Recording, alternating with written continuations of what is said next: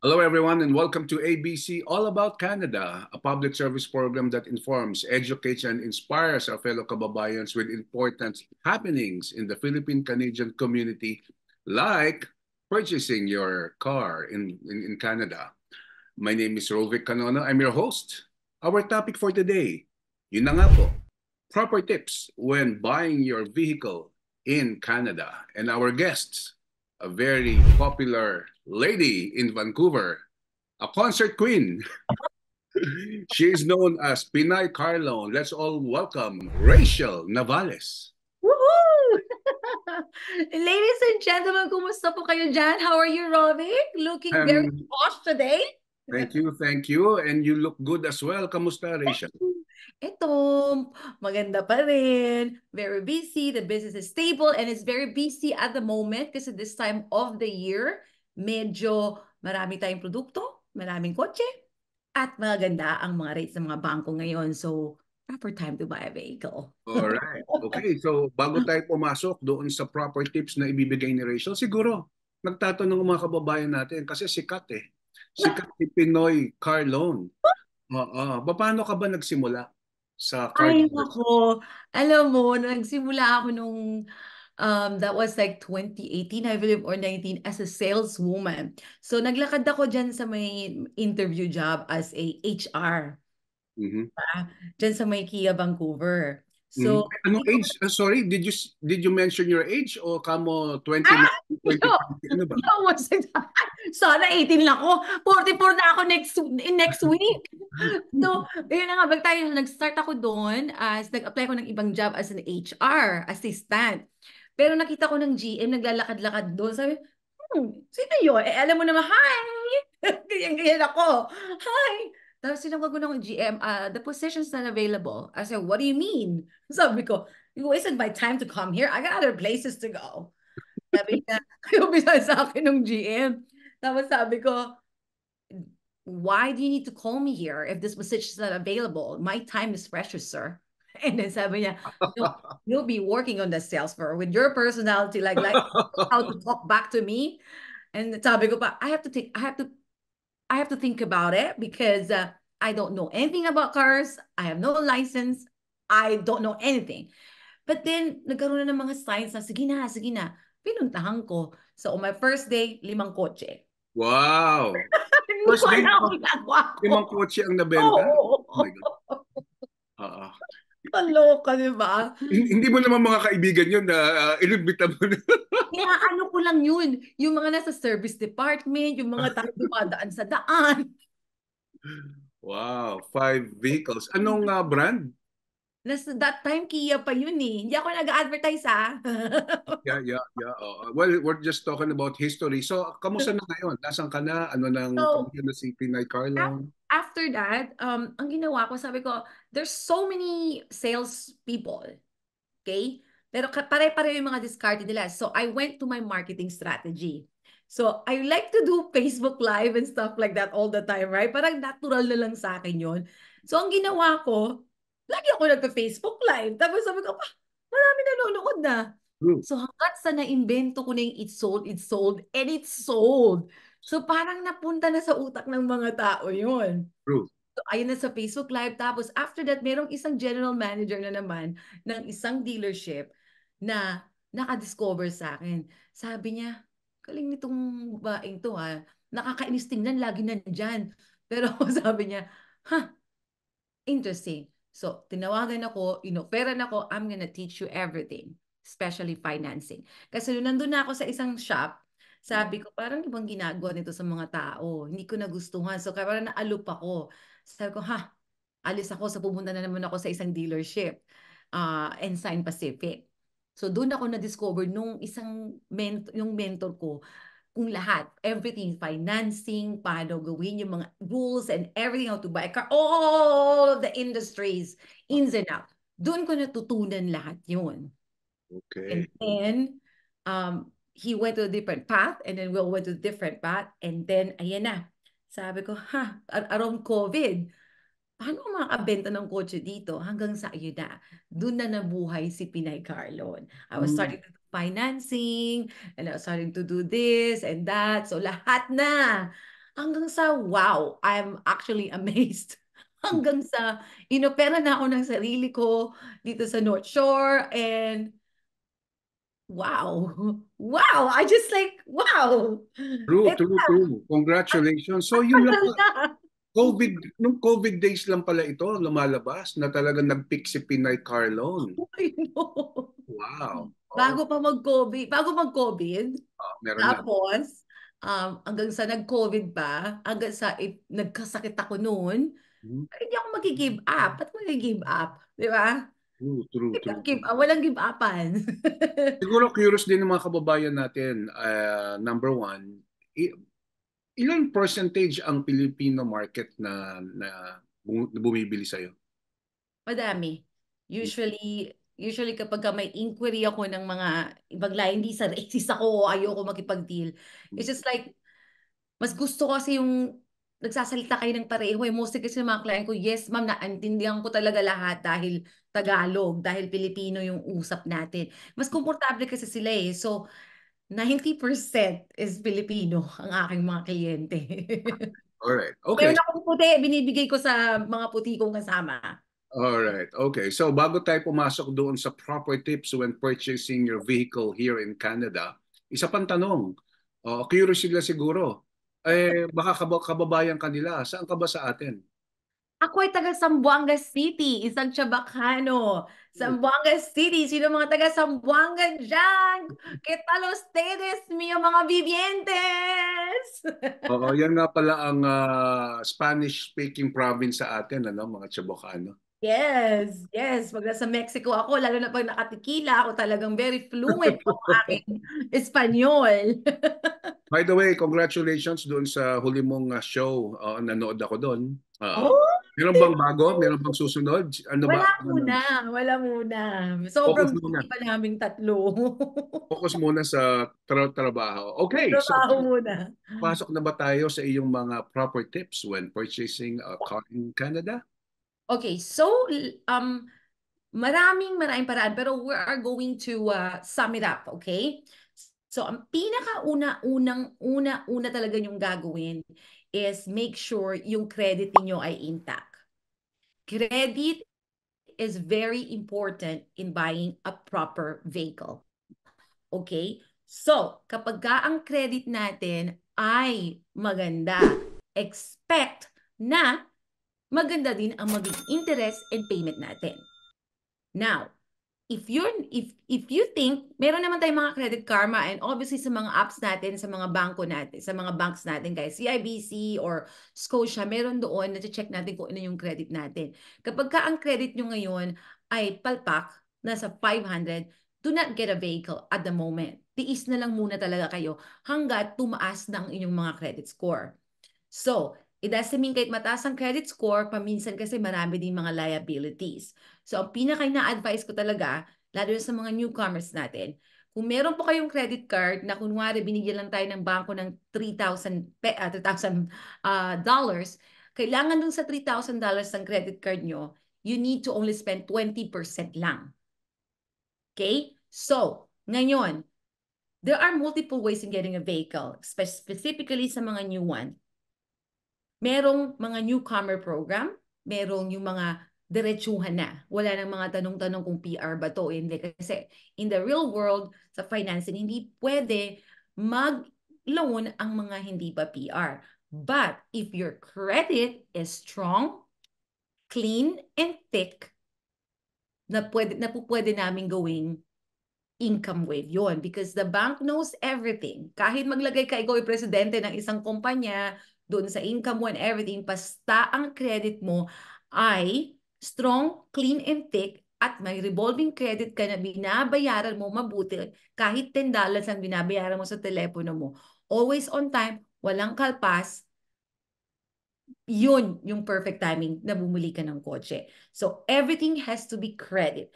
You have to treat your credit as parang tawag sa credit, parang kanin natin. Hindi tayo mabubuhay sa Canada pag wala tayong kanin.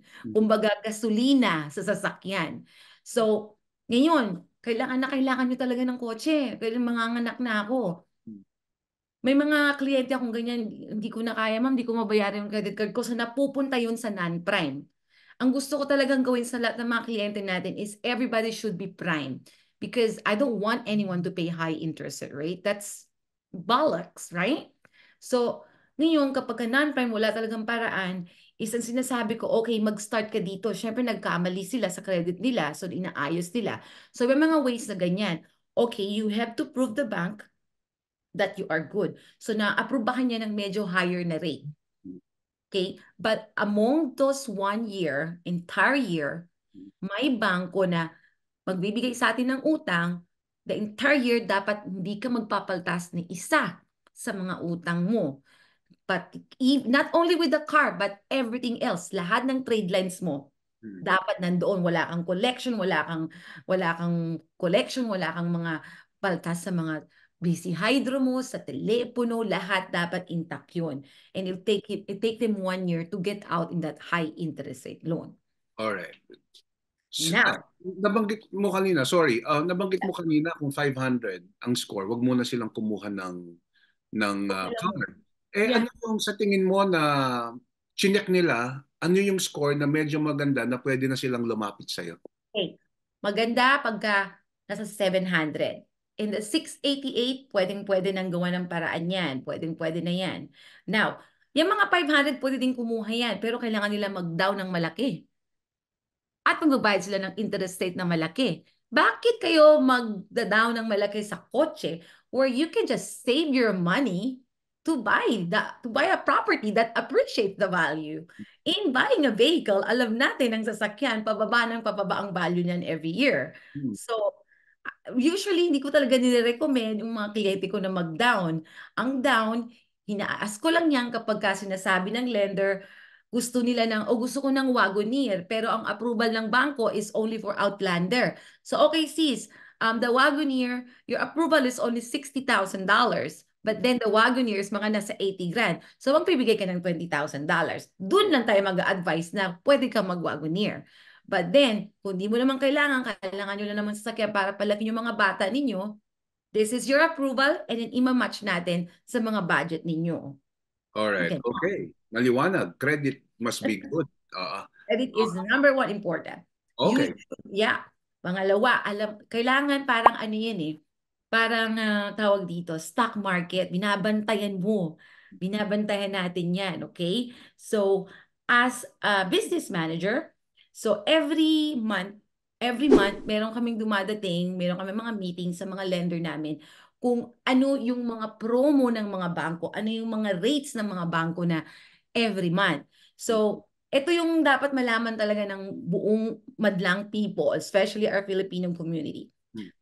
Okay, so example during COVID, bihira yung sasakyan. Wala kaming masyadong kotse, right? So, ang ginagawa, merong ang tawag doon ay suggested retail price. So, ito yung sa factory na presyo. Ngayon, bakit may dagdag na 2,000? Kasi walang kotse. Kailangan naming i-fast track, bayaran extra at bumili ng kotse sa ibang shop or whatever para umikot yung negosyo namin. Right? So, kaya nagkakaroon ng mga market adjustment because the vehicle is in demand. Gagaya ng mga Porsche, gumagawa lang sila ng mga dalawang two pieces, mga Lamborghini kasi gusto nila, di ba? Dalawa lang gagawin nila pero i-presyo nila kung ano yung gusto nila yon.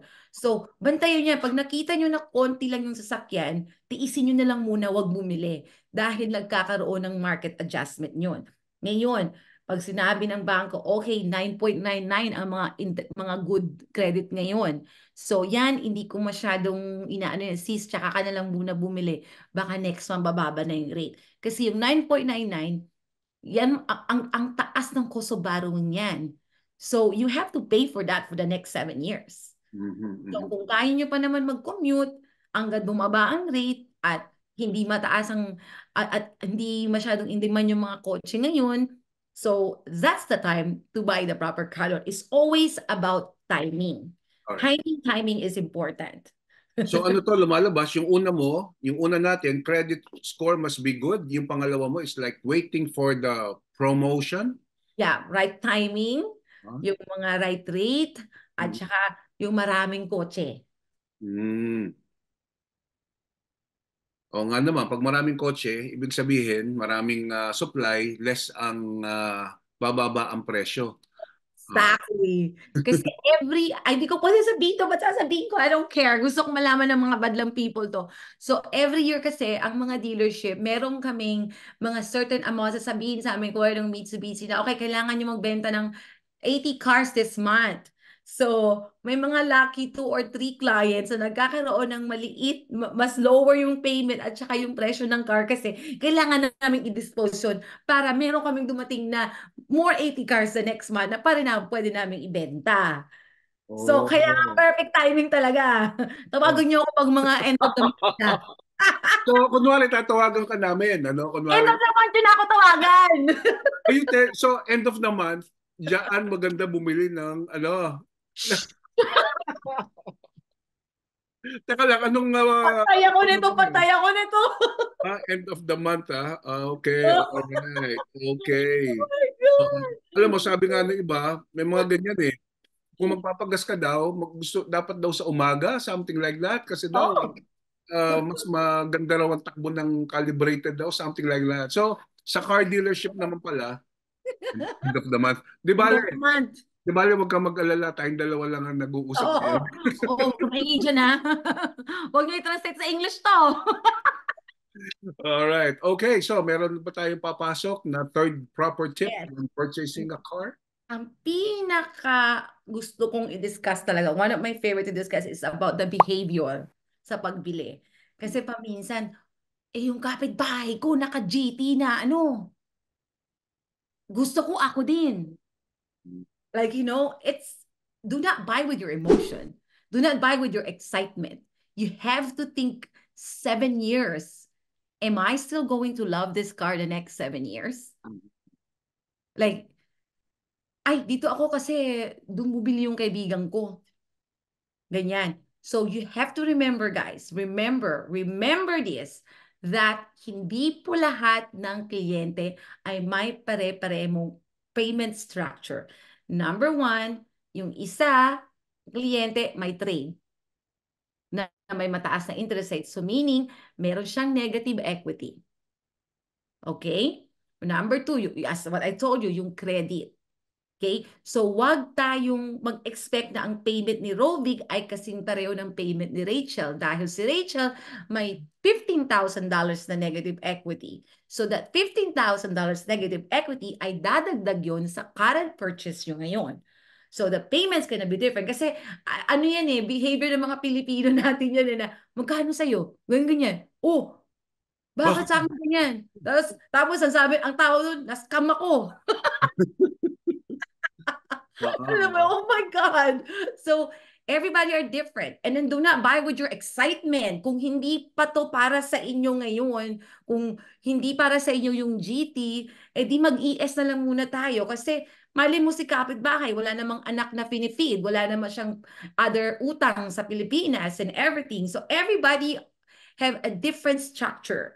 So, wag masyadong mainggit dahil meron si kapitbahay ng GT, ako din. Kasi nagkakamali tayo dahil merong tawag dyan ay honeymoon stage. So, hindi all the time gustong gusto ko yung jowa ko. Hindi namin gusto ko. Kaya gusto ko naman yung jowa ko, pero alam mo yun, hindi all the time na laging maganda ako sa pananaw niya, na syempre may mga time na nakakagigil. So, nawawala yung honeymoon stage, yung gusto ng mga tao. Sana hindi ako bumili doon, sana iba yung ginuha ko.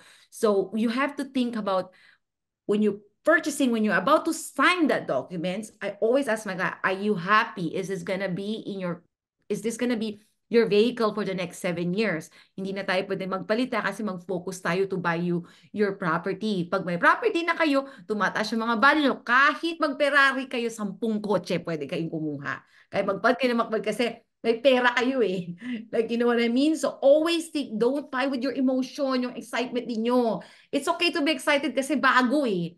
Pero yung excitement nawawala yan, Robic, nawawala yan. After mga 6 months, ayan, nabubuisit na sila sa'yo. O, ba't ganyan yung presyo ko? Ay, na-scam ako, ba't ganyan sa'yo? So, yung nga kasi different structure different emotion and different credits. Alam mo, yun ang pinakamagandang natutunan ko rin ngayon sa programa na ito, na tama, huwag mo i-compare yung sarili mo dun sa iba dahil nga bawat isang tao, iba yung background pagdating sa finances, sa credit ratings and obligations. Okay, ilan pa ang tips natin? You should make sure na Apat na to. make sure na kasya kayo lahat. Kaya always na tinatanong ko, kung bago lang sila, meron ba kayong plano mag-baby and everything?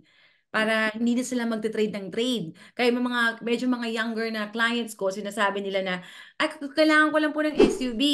Tapos 6 months later, nabuntis si Mrs., hindi na sila kasya. So, nangihinayang ako, nagkakaroon na sila ng negative equity. So, always plan it. Strategy and proper planning, mag-uusap kayo mag-asawa o mag-boyfriend, o kung ikaw, kukuha ka mag-isa mo kung binata ka, in the next 7 years, do I see myself married? Ganon. So, kung wala ka naman talagang plano, take the sedan or the car, the small car. But if you are getting married or may mga tao ka, mga family ka na paparating galing Pilipinas papunta dito, might as well to go get into the SUV na, the VRV, the 7-seater or the 5-seater na kasya na kay lahat. Kasi we don't want you. Kasi dyan nababaw ng utang sa mga Pilipino dahil kukuha muna ng ganyan. Tapos, hindi din ini-explain sa kanilang mga dealer yan kasi mga dealer, they just wanna sell, sell, sell. They don't care about your future. The more you come back to us, the better, more money for them. But with my clients, sinasabi ko talaga, in the next 5 years, may darating ba mga asawa mo, mga anak mo? Ay, oo, madam, darating pala. O, sige, mag-SUV ka na. Kasi kaysa magsa-start ka sa maliit na kotse, tapos nagkakaroon ka ng negative equity. Lalo Alright. kung mataas ang utang mo, di ba? True. Okay. So yan ang pang-apat, which is pwede natin i-summarize as consider your future plans in Yes. 5 to 7 years. Okay, meron pa ba tayong tip? Yung budgeting is very important. Hindi sa dahil gustong-gusto nyo yung pinaka-top of the line, tapos hindi nyo pala afford yun.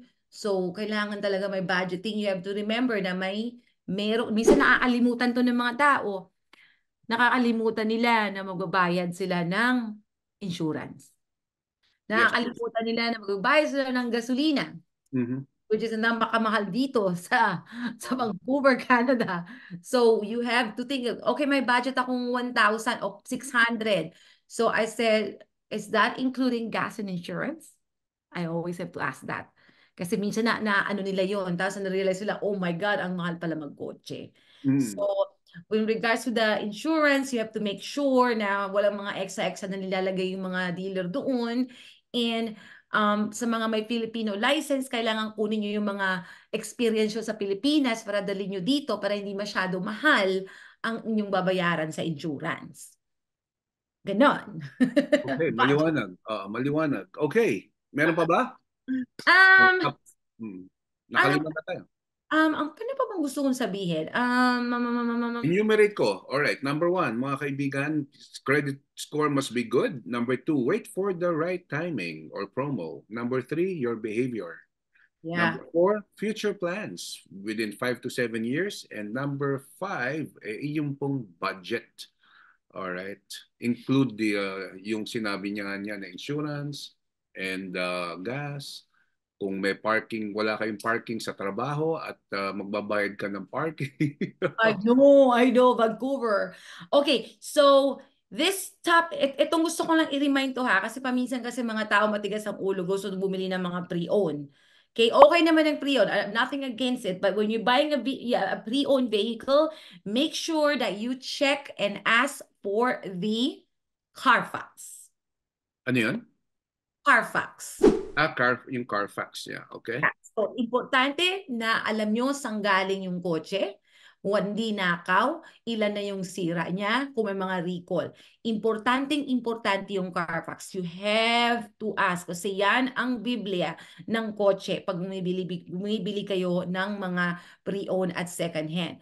Always make sure, kasi paminsan tinatago ng mga sales yan kung anong history ng sasakyan dahil gusto talaga nilang makabenta. So you have to make sure na hinihingi nyo kung nasaan ang Carfax ng kotse. Hinihingi nyo ang safety report ng kotse. Kung ano yung mga pinagawa nila doon sa sasakyan. Yes. Kasi paminsan, may maganda lang talaga ang box niyan. Pero kailangan i-check nyo kung ano nangyayari sa loob.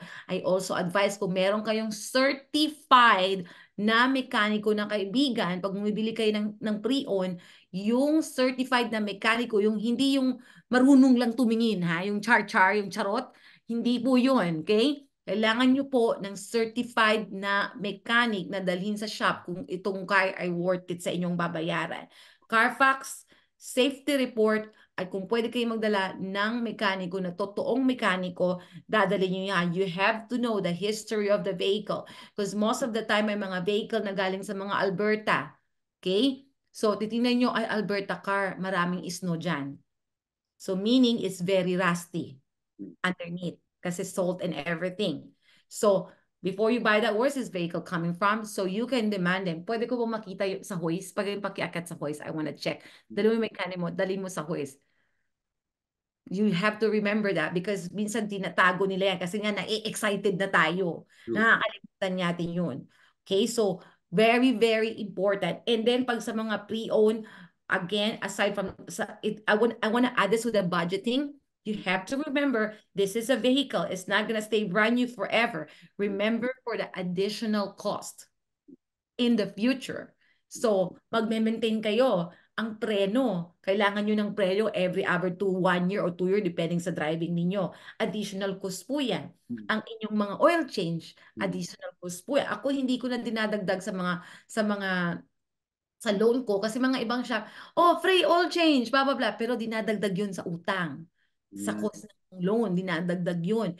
Bakit kita bibentahan ng oil change? Magkano po oil change sa labas? 80. Tapos magbabayad ka ng interest rate na 8.99 o 9.99 for the next 7 years. So I'd rather you go buy your own oil change pag nagpapa-oil change sa kayo. Diba? Oil change yung Mitsubishi product, pumupunta ka lang ng every 8,000 kilometers. So magbabayad tayo ng $180, $150. So okay na yun. Right? So always remember about the additional cost. And then, paano pag may nangyari sa inyo? Diba? Make sure protected din kayo. So don't ever forget about buying the pre-owned, okay? Carfax, safety report. Kung mga sasakyan galing sa ibang probinsya, kailangan tingnan nyo ilalim sa hoist, magdala kayo ng sarili nyong mekaniko para hindi yung charot na mekaniko, yung totoong mekaniko that understand the vehicle itself para mas safe kayo doon sa ipapurchase ninyo. And additional cost in the future. Okay. Sobrang kahit na 30 minutes na palang tayo nag-uusap ay siksik liglig ang matututunan dito. Kahit na ako natutunan, may natutunan, Rachel, walang biro. Okay. So, saan kanila makukontak kung gusto bumili? Pumunta kayo sa aking Pinay Carlon Facebook. At ang aking phone number ay 778-228-0290. Pwede nyo din akong kontakin kung nagre-ready pa lang kayo, anong gagawin ko, madam, blah, blah, blah. You can also connect with me. Pag matagal ako mag-reply, meaning busy ang lola nyo, pero I make sure, I guarantee you that I will get back to you as soon as I can. At sabay-sabay tayo it's sold, and it's sold. Alright, so si Pinay Carlon, kilala bilang Pinay Carlon, Rachel Navales, at ang kanyang slogan, so, kahit na ako alam mo ba, minsan kahit na sa ibang, may ibang kausap ako, at napag-usapan yung sold, napapa 3 times ako It's sold, it's sold. Okay, we monitor your Facebook postings, Pinay Carlon, and congratulations for the success, and hopefully more people will patronize your car dealership based in North Vancouver. Yes. All right. Okay. So. Oh, wait lang. Hindi lang po Mitsubishi product aking hawak, so I can get you any vehicle as anything that you want under the moonlight. Anything sa buong mundo as long as may proper approval tayo. Okay? So, That's why, yun lang. Take care of your credit and you can get anything you want. Alright. Okay, yun na ba? Baka meron ka pang final tip or final words sa ating mga taga-pakinig. Wala na. Supportahan nyo si Sir Robic. Any immigration. At Realtor ka na pala, Sir. True. Realtor immigration. Okay. Malit talaga. Alright. Okay, so I'll see you around. I'll be watching your next concert again. Thank you for coming. Alright. Okay, so that's a wrap. Thank you for watching ABC All About Canada. Thank you, Rachel, for joining us. And this is a public service program that informs, educates, and inspires our kababayans with important concerns happening in the Philippine-Canadian community, especially when buying your first car if you are a newcomer here in Canada. Once again, my name is Roby Canon. I'm your host. Thank you for watching. We'll see you again. See you. Bye.